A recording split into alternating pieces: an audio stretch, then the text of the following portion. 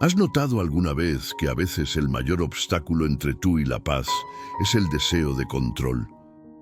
Intentamos planificar, predecir, garantizar y en el fondo creemos que si hacemos todo bien, todo saldrá bien. Pero la vida insiste en recordarnos que no es así. Un diagnóstico inesperado, una pérdida repentina, una puerta que se cierra y el suelo se nos resbala. Es entonces cuando el alma comprende algo que la mente se resiste a aceptar. No tenemos control sobre nada, y eso es una buena noticia, porque cuando dejamos de intentar ser dueños de nuestro destino, damos paso a Dios para que sea el autor de nuestra historia. El problema es que a menudo queremos que Dios bendiga lo que hemos planeado, pero no queremos que lo cambie. Queremos dirección, pero nos resistimos a la corrección. Y por eso tanta gente vive cansada, orando pero sin descansar, creyendo pero sin confiar. Entregarnos a Dios no es solo una frase bonita, es un acto de fe radical. Es decir, Señor, no entiendo pero confío. Es soltar nuestra propia voluntad y dejar que su perfecta voluntad nos guíe, incluso si el camino es diferente al que imaginamos. Porque al final, el secreto de la paz no reside en comprender lo que Dios hace, sino en confiar en quién es Dios. El salmista David descubrió esto profundamente. Aprendió que el verdadero descanso no proviene de la ausencia de problemas, sino de la presencia constante del Señor, y por eso declara con confianza: en ti, Señor mi Dios, pongo mi confianza. Salmo 25:1. Aquí es exactamente donde comienza el viaje de este devocional, en el punto donde entendemos que, sin Dios, todo pierde su sentido. ¿Has notado alguna vez cómo la vida parece girar en torno a perseguir algo? Siempre hay una sensación de cuando lo consiga, seré feliz, cuando tengo ese trabajo, cuando me caso, cuando compro esa casa. Y lo más extraño es que, cuando finalmente logramos lo que queríamos, nuestro corazón sigue sintiendo que falta algo. Es como intentar llenar un cubo agujereado. Cuanto más ponemos, más vacío se queda.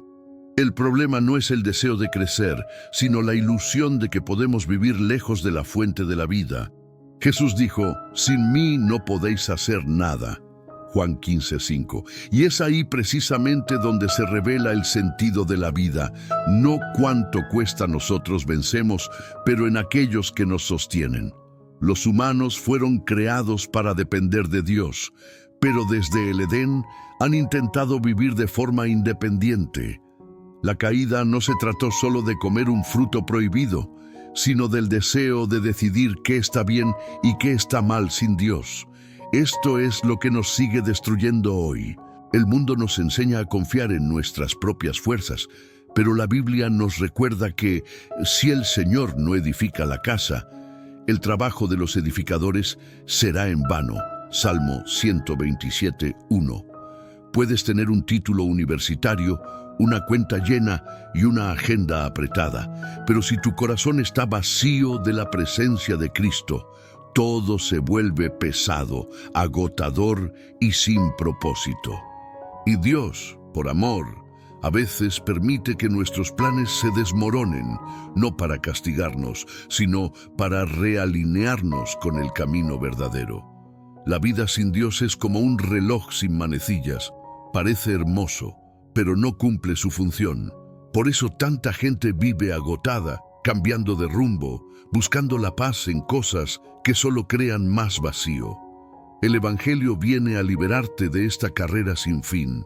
Muestra que el sentido no está en tener, sino en ser suyo, ser guiado por Él, ser sostenido por Él. Cuando entregas el control y reconoces que no eres el autor de tu propia historia, Dios comienza a escribir capítulos que jamás hubieras imaginado. Es en este punto de entrega que el caos encuentra dirección y el vacío se transforma en plenitud. Y cuando eso sucede, todo realmente comienza a cambiar. Hay algo hermoso en el esfuerzo humano.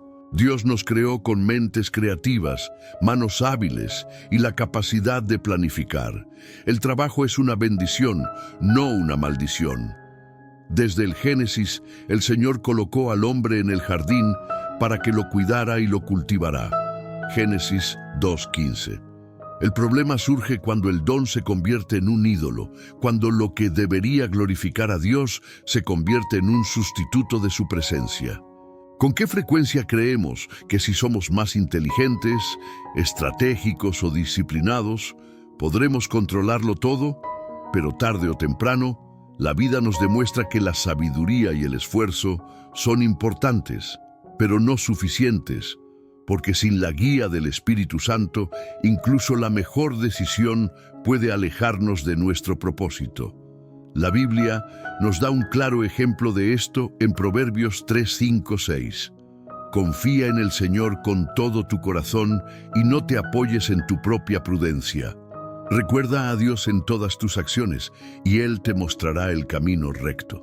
El texto no condena el conocimiento, sino que advierte contra la autosuficiencia. Es posible tener un corazón lleno de planes y aún así estar fuera de la voluntad de Dios. Piensa en cuántas personas parecen exitosas, pero viven ansiosas, cansadas e insatisfechas. El logro sin presencia es meramente desempeño. Dios no solo quiere obreros, quiere hijos que dependan de Él. No le impresionan los resultados, se deleita en la obediencia. Por lo tanto, el secreto no es abandonar el esfuerzo, sino consagrar, trabajar y estudiar con excelencia, pero sabiendo que la verdadera sabiduría viene de arriba. Santiago 1:5.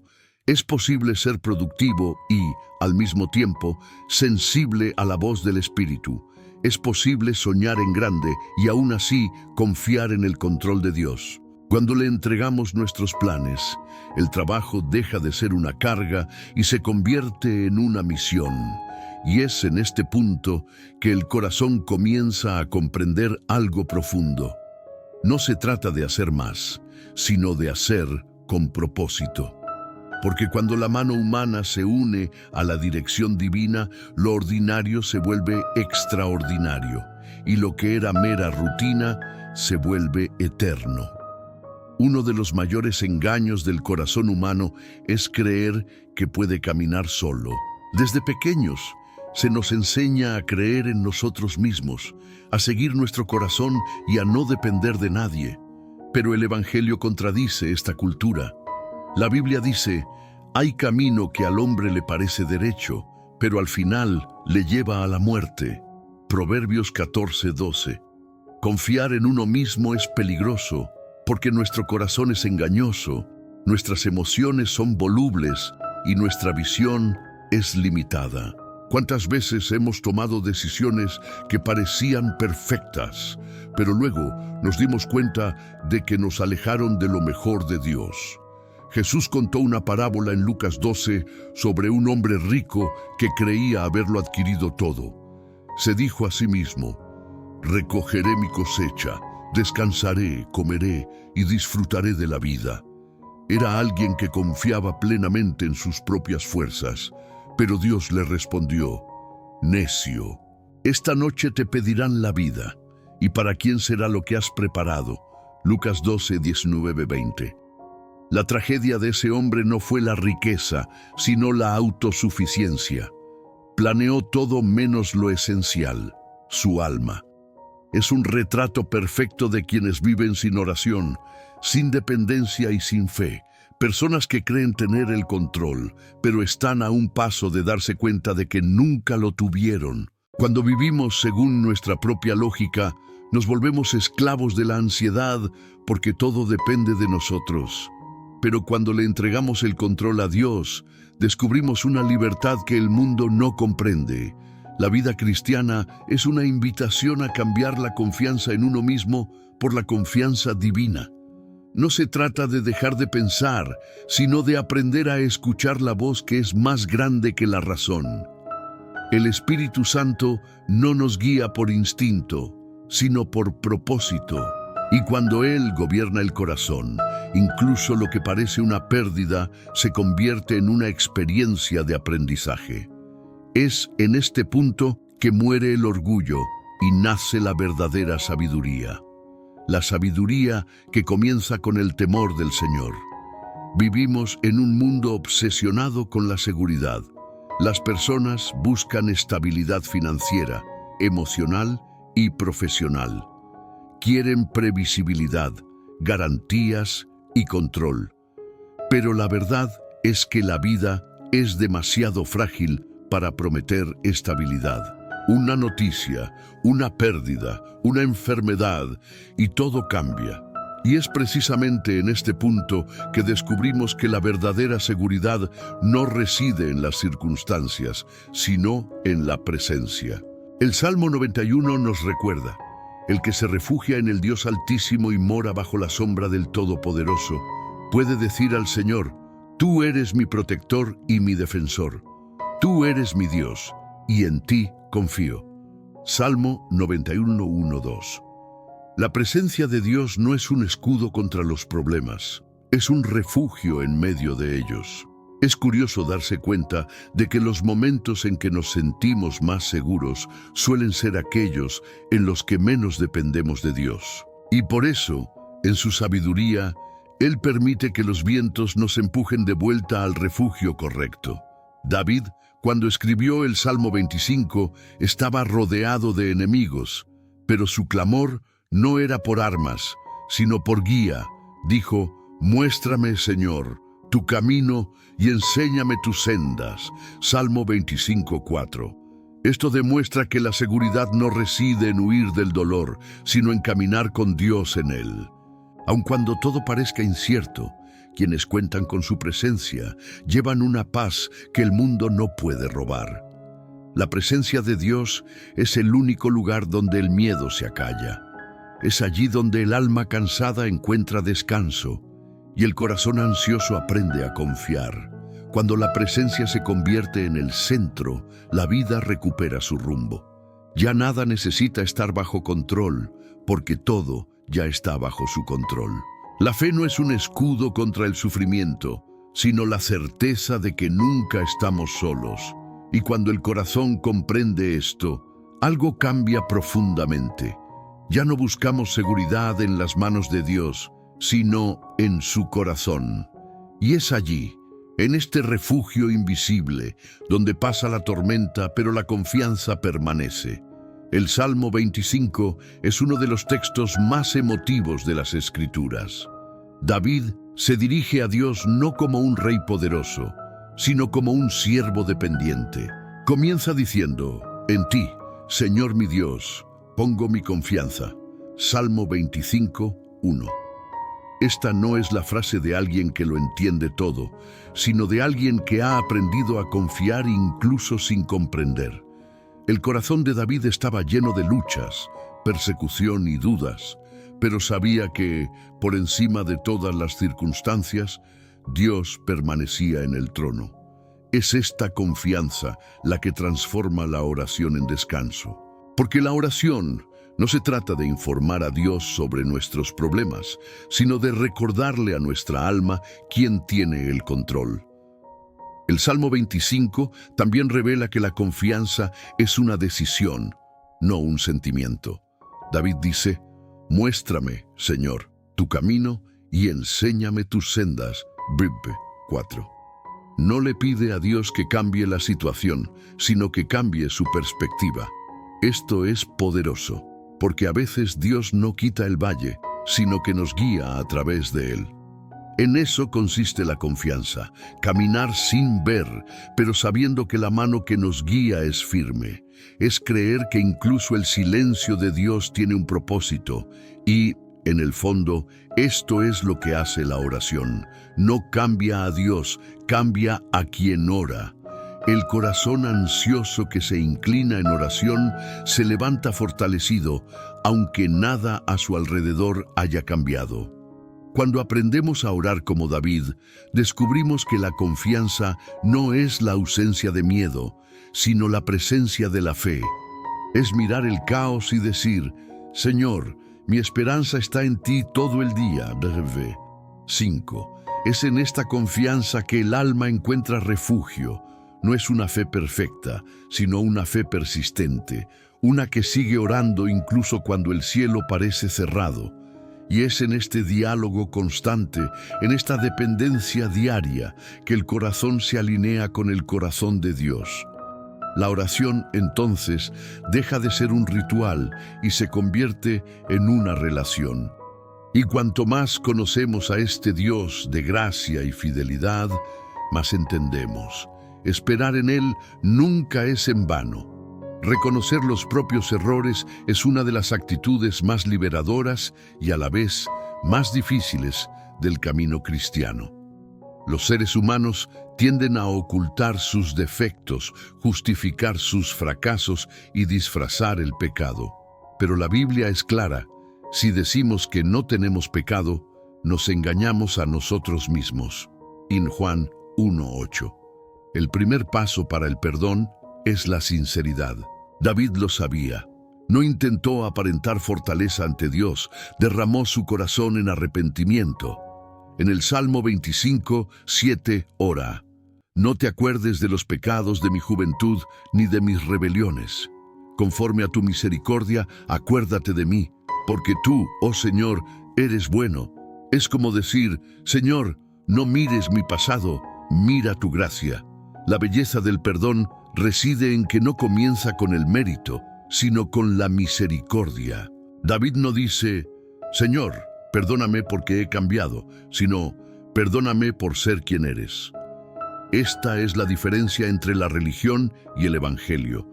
La religión intenta ascender a Dios mediante el esfuerzo. El Evangelio muestra que Dios descendió a nosotros por amor.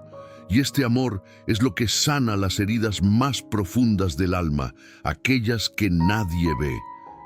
El perdón no solo borra el pasado, restaura el futuro. Dios no solo nos libera de la culpa, sino que restaura nuestra dignidad. Y cuando comprendemos que hemos sido perdonados, también aprendemos a perdonar. Pero el verdadero perdón no ocurre en un instante mágico. Es un proceso de humildad diaria. Cada día necesitamos confesar, corregir el rumbo y pedirle al Espíritu Santo que nos transforme desde dentro. El arrepentimiento es el aliento de la vida espiritual. Sin él, el corazón se endurece. Por eso la oración de David es tan oportuna. Reconoce que no puede reparar el pasado, pero puede confiar en la gracia que restaura. Y esa gracia está disponible hoy. No importa lo que hayas hecho, dónde hayas caído, ni cuánto tiempo haya pasado. La sangre de Cristo sigue siendo suficiente, y cuando el alma comprende esto, la culpa da paso a la paz y el miedo a la gratitud. Una de las mayores señales de madurez espiritual es no saber mucho, pero estar dispuesto a aprender. Un corazón humilde es aquel que comprende que siempre hay más de Dios por conocer. David escribe: el Señor es bueno y justo, por eso muestra a los pecadores el camino que deben seguir. Guía a los humildes por el buen camino y les enseña su voluntad. Salmo 25:8-9. Este pasaje revela un secreto poderoso. Dios enseña, pero solo quienes se humillan aprenden. Mientras que el orgullo endurece el corazón, la humildad lo mantiene sensible.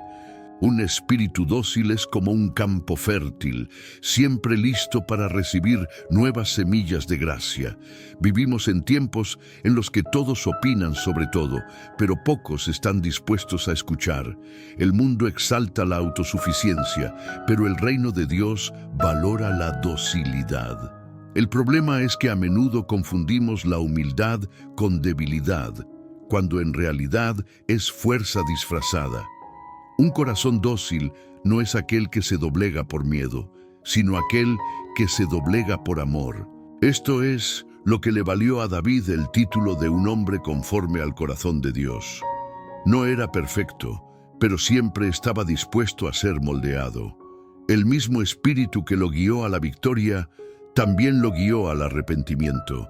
Tener un corazón dócil significa permitir que el Espíritu Santo nos confronte, nos dirija y nos transforme.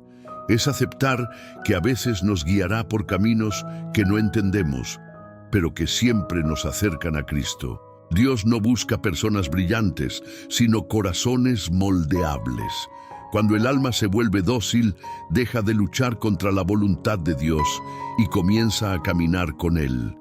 Y es en este proceso que descubrimos que la verdadera sabiduría no reside en tener todas las respuestas, sino en confiar en el Maestro que enseña. Porque quienes aprenden de Dios aprenden a vivir de una manera que el mundo jamás podrá enseñar. Una de las mayores pruebas de la fe es aprender a esperar. La ansiedad busca resultados inmediatos, pero la fe aprende a descansar. David, en medio de sus aflicciones, dijo: Señor, líbrame de mis problemas y mira mi sufrimiento. Salmo 25, 17, 18. No finge ser fuerte, se entrega a Dios. Y es precisamente en este acto de entrega que el peso comienza a aliviarse. Porque cuando confías tu camino al Señor, algo cambia. Quizás no el paisaje, sino tu corazón. La carga que era pesada se vuelve ligera. No porque haya desaparecido, sino porque ahora Dios la lleva contigo. Esperar en Dios no se trata de quedarse quieto. Se trata de permanecer firme mientras Él obra tras bambalinas. El tiempo de Dios es diferente al nuestro, y esto requiere madurez espiritual. Es fácil confiar cuando todo fluye con fluidez. El desafío es mantener la fe cuando parece que nada sucede. Pero es en este silencio donde Dios obra con mayor intensidad. Él moldea nuestros corazones, alinea nuestras intenciones y prepara respuestas que solo comprenderemos más adelante. El Salmo 37:5 dice: Pon tu vida en las manos del Señor, confía en Él y Él te ayudará. Confiar es seguir creyendo incluso cuando no hay señales visibles. Es creer que el reloj de Dios nunca se detiene. Simplemente marca el momento perfecto de la promesa.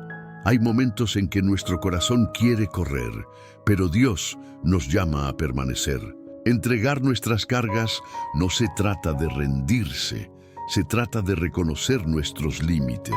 Se trata de decir: Señor, no entiendo, pero confío.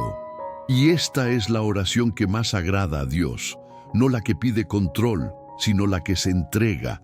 La fe madura cuando dejamos de medir la fidelidad de Dios por los resultados y comenzamos a verla en el cuidado diario. Porque, al final, esperar en Dios no se trata de paciencia, se trata de una relación. Y quienes aprenden a confiar en su tiempo, descubren que la demora nunca es una pérdida, sino protección. Vivimos en una época en la que las apariencias importan más que el fondo. La sociedad aplaude el éxito exterior, pero Dios mira lo interior. El Salmo 25:21 dice: Que la honestidad y la sinceridad me protejan, porque en ti confío, oh Señor.